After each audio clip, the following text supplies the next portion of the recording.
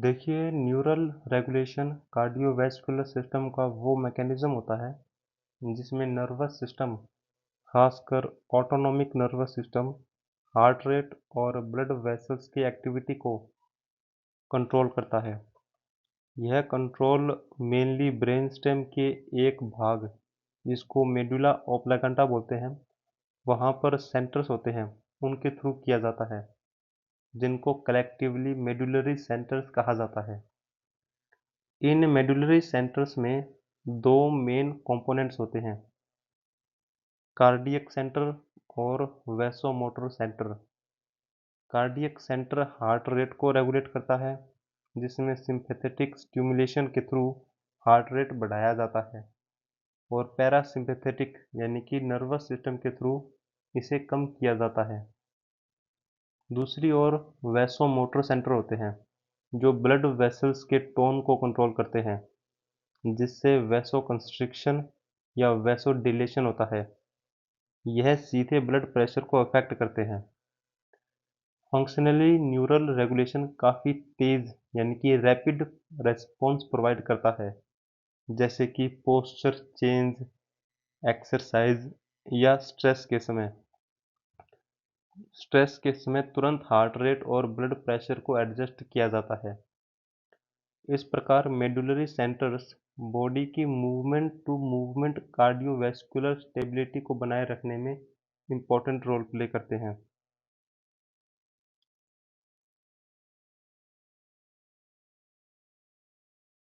Baroreceptors specialised pressure receptors होते हैं, जो ब्लड वेसल्स की दीवारों में पाए जाते हैं और ब्लड प्रेशर यानी कि बीपी में होने वाले चेंजेस को डिटेक्ट करते हैं।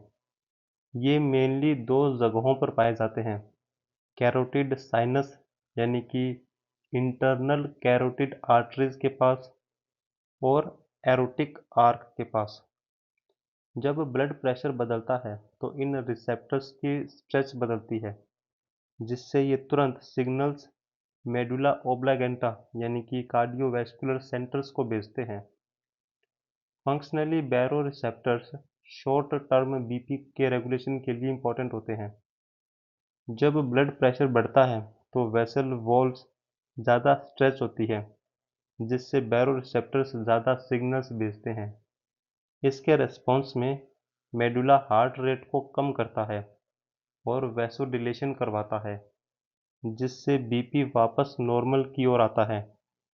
इसके अपोजिट जब ब्लड प्रेशर कम होता है तो बैरोरिसेप्टर्स कम स्ट्रेच होते हैं, तो सिग्नल्स घट जाते हैं और मेडुला हार्ट रेट को बढ़ा देता है और वैसो कंस्ट्रिक्शन करता है, जिससे बीपी बढ़ जाता है। इस प्रकार बैरोरिसेप्टर्स रिफ्लेक्स एक रैपिड फीडबैक मैकेनिज्म होता है, जो movement to movement blood pressure stability को बनाए रखने में हेल्प करता है।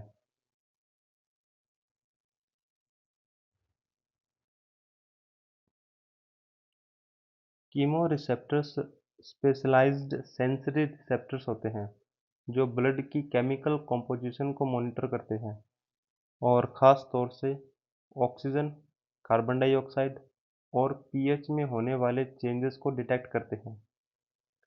ये मेनली कैरोटिड बॉडीज और एरो एरोटिक बॉडीज के पास पाए जाते हैं।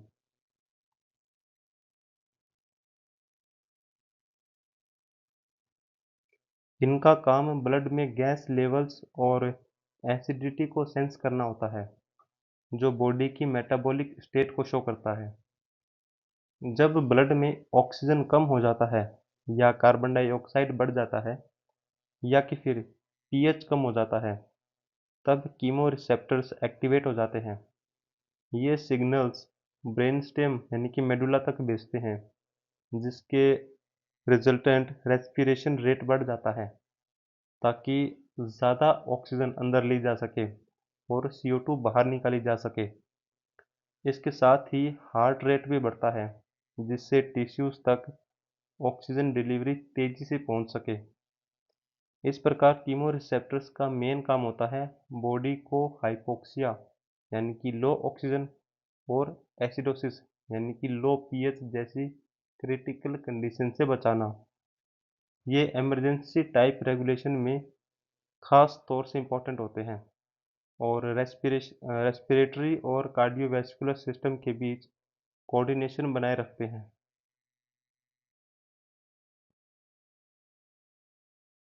दूसरे टाइप का रेगुलेशन होता है हार्मोनल रेगुलेशन, जिसमें पहला आता है RAAS सिस्टम, यानी कि रेनिन एंजियोटेंसिन एल्डोस्टेरोन सिस्टम। यह एक इम्पोर्टेंट हार्मोनल मैकेनिज्म है जो बॉडी में ब्लड प्रेशर और ब्लड वॉल्यूम को रेगुलेट करता है। यह सिस्टम तब एक्टिवेट होता है जब ब्लड प्रेशर कम हो जाता है या कि फिर ब्लड वॉल्यूम कम हो जाता है। ऐसी कंडीशन में किडनीज के जो सेल्स होते हैं रेनिन नाम के एंजाइम्स को रिलीज करते हैं।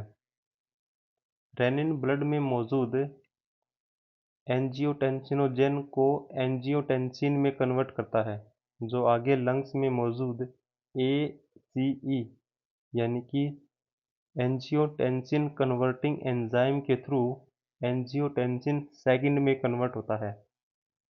एंजियोटेंसिन सेकंड इस सिस्टम का सबसे एक्टिवेट कंपोनेंट है और इसके काफ़ी इम्पोर्टेंट इफ़ेक्ट्स होते हैं। सबसे पहले यह वैसोकंस्ट्रिक्शन करता है, जिससे ब्लड वेसल्स कॉन्ट्रैक्ट होती है और ब्लड प्रेशर तुरंत बढ़ता है। इसके अलावा यह एड्रेनलिन कॉर्टेक्स को स्टिमुलेट करता है, जिससे एल्डोस्टेरोन हार्मोन रिलीज होता है। एल्डोस्टेरोन किडनीज पर काम करके सोडियम और वाटर रिटेंशन को बढ़ाता है, जिससे ब्लड वॉल्यूम बढ़ता है और इसके रिजल्टेंट बीपी और ज़्यादा बढ़ जाता है।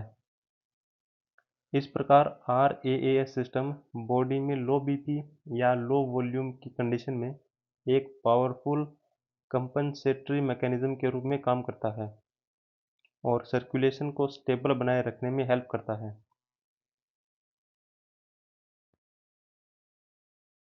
नेक्स्ट हार्मोनल रेगुलेशन होता है ADH के थ्रू, यानी कि एंटी डायूरेटिक हार्मोन के थ्रू, जिसको वैसोप्रेसिन भी बोलते हैं। यह एक इम्पोर्टेंट हार्मोन है जो पोस्टीरियर पिट्यूटरी ग्लैंड से रिलीज होता है और बॉडी के वाटर बैलेंस और ब्लड प्रेशर रेगुलेशन में इम्पोर्टेंट रोल प्ले करता है। यह हार्मोन मेनली तब रिलीज होता है जब ब्लड वॉल्यूम कम हो जाता है या कि फिर जब ब्लड की ऑस्मोलरिटी बढ़ जाती है। ऑस्मोलरिटी यानी कि ब्लड ज़्यादा कंसंट्रेटेड हो जाता है। ADH किडनीज के कलेक्टिंग डक्ट पर काम करता है और वहाँ वाटर रीअब्जॉर्प्शन को बढ़ा देता है। यह एक्वापोरिन चैनल्स की संख्या को बढ़ाकर पानी को वापस ब्लड में एब्जॉर्ब होने देता है। इसके कारण यूरिन कम मात्रा में और ज़्यादा कंसंट्रेटेड बनता है, जबकि बॉडी में पानी की मात्रा बढ़ जाती है। इस इंक्रीज्ड वाटर रीअब्जॉर्प्शन के कारण ब्लड वॉल्यूम बढ़ता है, जिससे लास्ट में ब्लड प्रेशर भी बढ़ जाता है। इसलिए ADH एक रैपिड कंपनसेटरी मैकेनिज्म के रूप में काम करता है, खासकर डिहाइड्रेशन या ब्लड लॉस की कंडीशन में।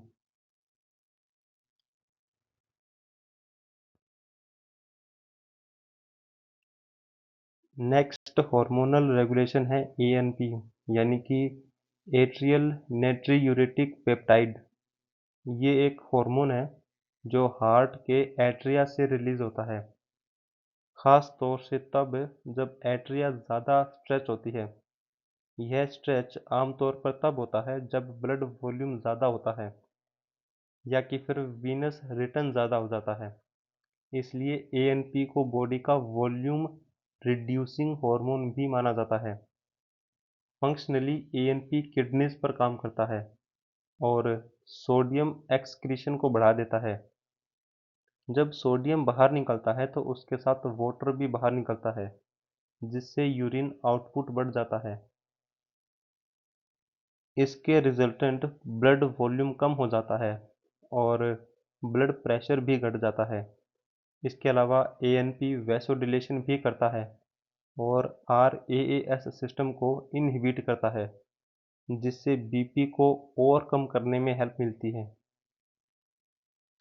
इस प्रकार ANP, RAAS और ADH के अपोजिट काम करता है और बॉडी में एक्सेस ब्लड वॉल्यूम और प्रेशर को कंट्रोल करता है।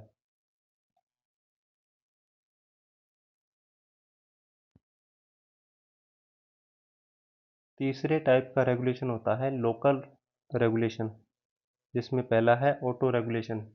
ये एक लोकल कंट्रोल मैकेनिज्म है जिसमें अलग अलग ऑर्गन्स अपनी ज़रूरत के हिसाब से अपने ब्लड फ्लो को खुद कंट्रोल करते हैं। यह रेगुलेशन मेनली टिश्यू डिमांड पर बेस्ड होता है।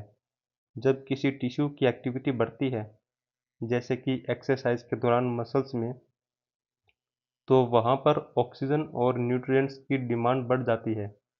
इस कंडीशन में लोकल फैक्टर्स जैसे कि CO2 या हाइड्रोजन एडिनोसिन बढ़ते हैं, जो नियरबाई एट्रियोल्स को डायलेट करते हैं, जिससे उस एरिया में ब्लड फ्लो बढ़ जाता है। इसके अपोजिट जब टिश्यू एक्टिविटी कम होती है, तो ब्लड फ्लो भी कम हो जाता है। इस प्रकार ऑटो रेगुलेशन एंश्योर करता है कि टिश्यू को उसकी ज़रूरत के हिसाब से ही ब्लड सप्लाई मिले। नेक्स्ट है नाइट्रिक ऑक्साइड। नाइट्रिक ऑक्साइड एक इम्पॉर्टेंट लोकल केमिकल मीडिएटर है जो ब्लड वेसल्स के एंडोथीलियम के द्वारा रिलीज होता है। यह आसपास की स्मूथ मसल सेल्स पर काम करता है और उन्हें रिलैक्स करता है, जिससे वैसोडिलेशन यानी कि ब्लड वेसल्स का फैलाव होता है। इसके परिणाम स्वरूप उस क्षेत्र में ब्लड फ्लो बढ़ जाता है। नाइट्रिक ऑक्साइड खास तौर से तब रिलीज होता है जब ब्लड फ्लो बढ़ता है या कि फिर स्ट्रेस बढ़ता है, जिससे वेसल्स खुद को अडेप्ट कर सकती है। Functionally nitric oxide vascular health के लिए सबसे इम्पोर्टेंट होता है, क्योंकि यह ब्लड वेसल्स को डायलेट रखता है, रेजिस्टेंस को कम करता है और टिश्यूज तक ब्लड सप्लाई को बेहतर बनाता है। इसकी कमी से एंडोथीलियल डिसफंक्शन और हाइपरटेंशन जैसी कंडीशंस बन सकती है।